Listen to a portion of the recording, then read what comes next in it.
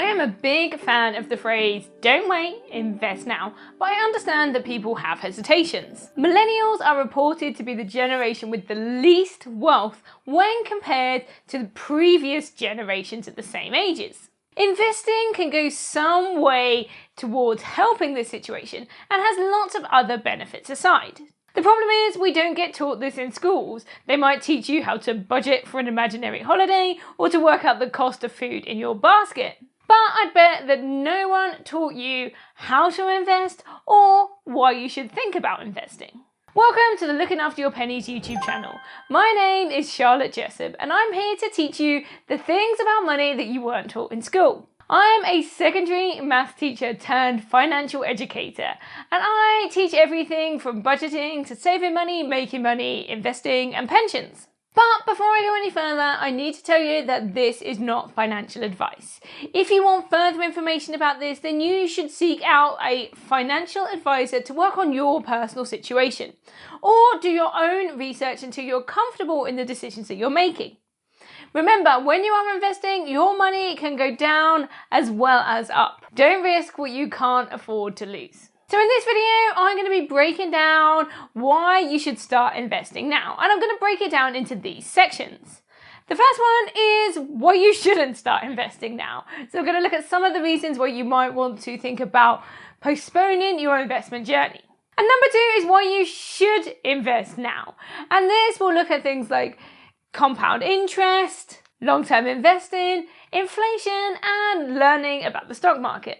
So let's start with going against everything I've said so far and look at what things you might need to think about before you start investing. So why shouldn't you start investing now? Well, it all comes down to your personal circumstances. In a minute, I'm going to give you lots of reasons why you should start investing now, but there are some caveats to this. The first one is you actually need to have some money available to invest. By this, I mean you shouldn't be chucking next week's rent money into your investments.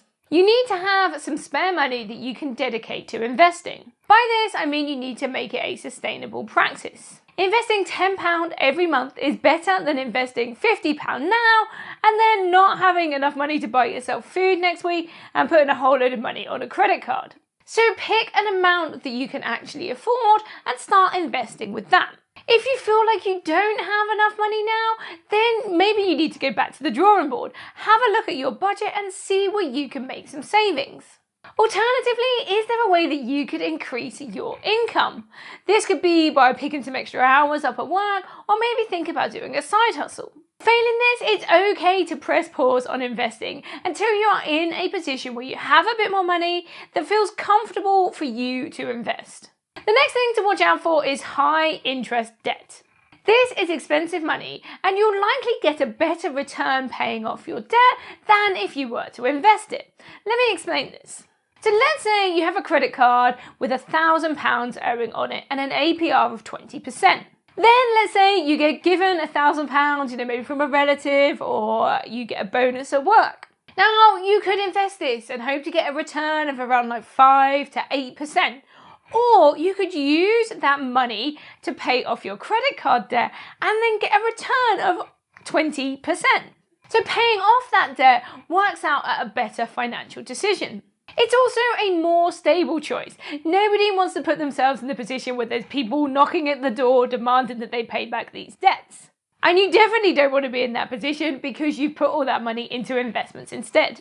The last thing that might stop you from investing now is the wanting or needing to have an emergency fund. This is a pot of money that's in a savings account, an easy access savings account that's there to deal with life's little surprises. Having an emergency fund has lots of benefits. It could stop you using a credit card when a surprise bill comes up, and it will protect your investments going forwards. Not only that, it will give you peace of mind. You'll have that pot of money to dip into when any of those things happen in life. So now let's tackle why you should start investing now. The short answer is time and money. The more time that you have to invest means hopefully you'll have more money too. I'm breaking this section down into 4 smaller categories and I'm starting with compounding growth. This is one of the biggest reasons that starting now is the best idea. It will give you the maximum time to benefit from compounding growth. This is when your money makes you more money, which makes you more money, which makes you more money, and so on and so on. Take the example of £100 receiving a return of 10% per year. This starts at £100, but by the end of the first year, you'll have £110. So this is your £100 initial investment plus your 10% growth on top of that. The following year, you'll start with that £110, but by the end of that year, you'll have £121. So this is up £11 from the year before. So this is more growth than you were receiving in that previous year. Now let's look at what happens with this same £100 and that same 10% return, but over 30 years. So a much longer time in the market. So after 30 years, that £100 that was invested without any additional money added to it will be worth £1,744. If instead it was left for 40 years, it would be worth £4,526. So this is the power of time, and that's why starting as soon as you can, i.e. now, matters. So the next section is long-term investors win.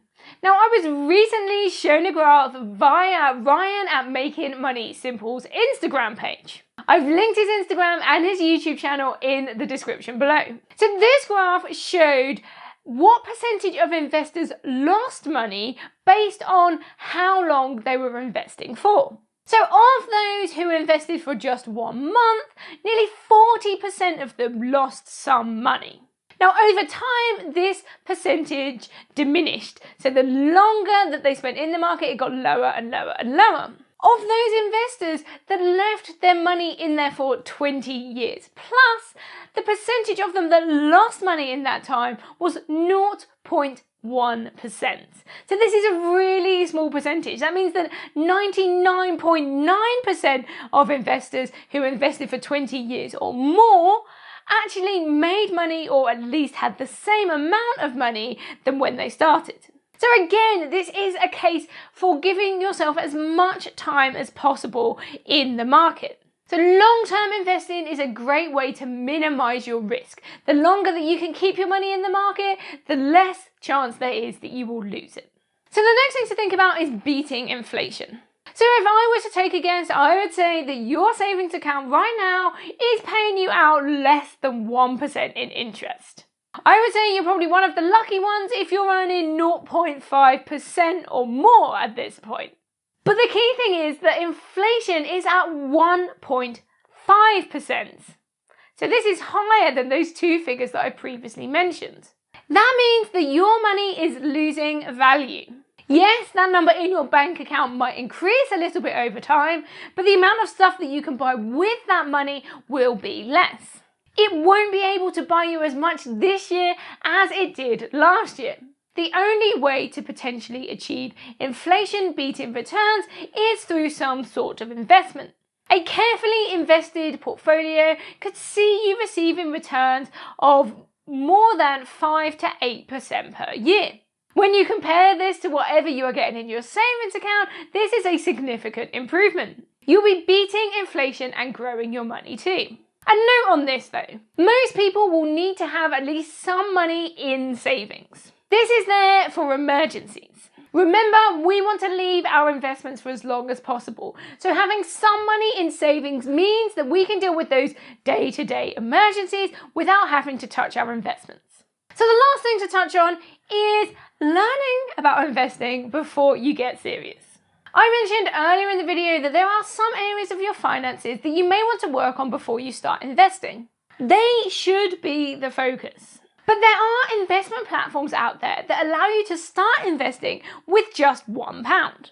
If you have £1 spare, then you could use this money to start investing and learn how the stock market works. I've worked with lots of people whose biggest barrier to investing is just not knowing what to do.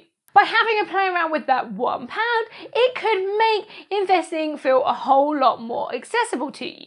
Then you can go ahead and shovel as much money as you can towards those high interest debts and into your emergency fund. but let yourself have a little play around with the fiver in the stock market now. Then when the day comes when you are serious about investing, you will be ready to go. So there you have it. Have I convinced you? Remember that only you know whether this is the right decision for you. You need to do your research and make a decision based on your personal situation. Get educated and make an informed decision. If you want any more hints and tips about other areas of your finances, then please do go check out my other social media channels.